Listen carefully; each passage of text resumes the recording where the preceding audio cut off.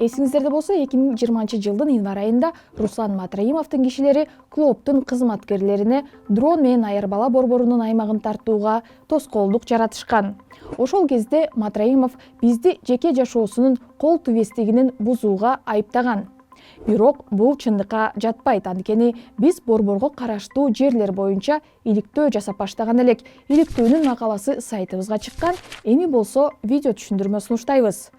Ош шаарындагы Аярбала балдардын ден соолугун калыбына келтирүү борбору 70 бейтапка ылайыкталган. Борбордун кызматынан негизинен церебралдык шал оорусуна чалдыккан жана омуртка тутуму жабыркаган балдар пайдаланып келишет. Саламаттыгын чыңдоого муктаж жаш балдардын саны ооруканадагы орундуктардан көп. Аярбала түштүк Кыргызстандагы жалгыз реабилитациялык борбор болгондуктан бейтаптар кезегин айлап күтүшөт. Анткени менен маселе жылдар бою чечилбей келет. Себеби Ош шаарынын мурдагы мэрлери Сатыбалды Чырмышев жана Жумадыл Исаковдун тушунда борборго караштуу жер тилкелер мыйзамсыз сатылып кеткен. Жалпысынан 15 000 чарчы метр аянттын 1/3 бөлүгү жеке колдорго өткөн. Анда сөз башынан болсун.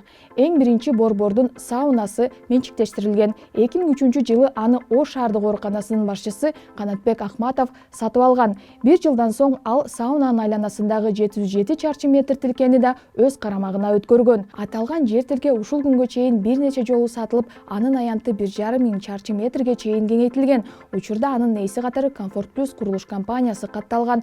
Бирок жер тилке кароосуз калып, сауна жана суу процедураларынан эч нерсе калган эмес. Ал эми коңшу жайгашкан 547 чарчы метр тилке 2004-жылы Экобанктын филиалына сатылган.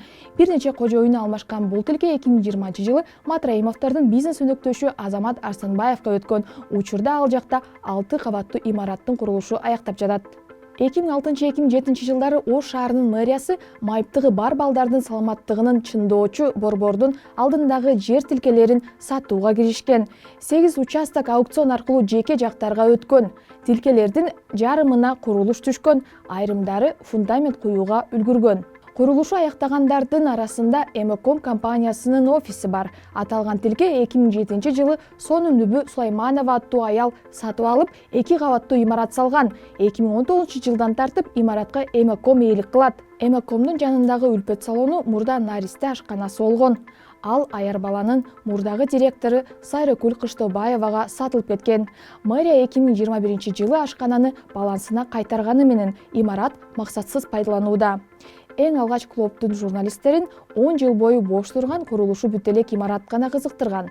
Буга чейин аталган тилкеде Аярбаланын ашканасы болгон. Бирок жердин жаңы ээси аны бузуп, башка имарат кура баштаган. 2007 жылы бул 942 чарчы метр жер тилкени Транспорт министрлигинин аткаминери Кубанычбек Ормонов сатып алган. 2015 жылы Ош мэриясы участокты карамагына кайтарганы менен курулушту бузуу же баланска өткөрүү маселеси азыркы күнгө чейин чечиле элек. Ошондой эле 2007 жылы мэрия 860 чарчы метр тилкеде жайгашкан курулушту Ашырабы Мариповага сатып жиберген. Бул имарат төрөт үйүнө караштуу болгон.